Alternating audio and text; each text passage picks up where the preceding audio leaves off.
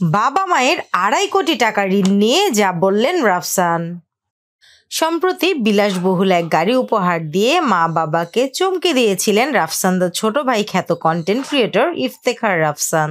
এরপরই রাফসানের বাবা মায়ের বিরুদ্ধে বিপুল অঙ্কের টাকা ঋণ পরিশোধ না করার অভিযোগ ওঠে। এ বিষয়ে মঙ্গলবার 14 মে রাতে বিষয়টি নিয়ে সামাজিক যোগাযোগ মাধ্যম ফেসবুকে ব্যাখ্যা দিয়েছেন রাফসান।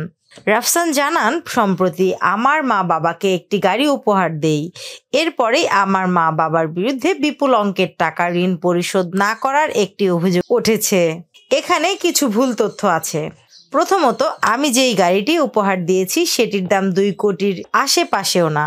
আর আমার বাবা মায়ের একটি কোম্পানির নামে লোন আছে, এটা ঠিক, তবে সেটির বিনিময়ে আমাদের একটি জমিও ব্যাংকে বন্ধক রাখা আছে। তিনি আরও বলেন, যেহেতু আদালতে বিষয়টি চলমান, আদালত না বলা পর্যন্ত অর্থ কিভাবে পরিশোধ করব।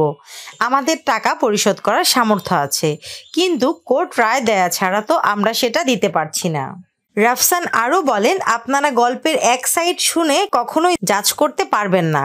করোনার সময় যখন তাদের গাড়ি বিক্রি করে দিয়েছিল, তখন থেকেই রাফসানের ইচ্ছে তার মা বাবাকে গাড়ি কিনে দিবেন। প্রসঙ্গত, এর আগে রাফসান তার অন্য ভিডিওতে জানান, প্রায় 4 বছর আগে বিশ্ববিদ্যালয়ে পড়াশোনারত অবস্থায় তাদের গাড়িটি বিক্রি করে ফেলা হয়। তখন থেকেই বাবা মাকে নিজের টাকায় একটি বিলাসবহুল গাড়ি দিয়ে অবাক করে দেওয়ার এক প্রচণ্ড জেদ কাজ করে তার ভেতর।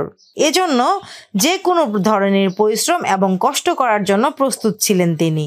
তবে আরও অনেক জমানো গল্প ও ইচ্ছার কথা তার ফলোয়ার বা অনুসারীদের পরে এক সময় জানাবেন বলে ভিডিওতে উল্লেখ করেন তিনি। স্নিগ্ধা আখি, নতুন সময়, ঢাকা।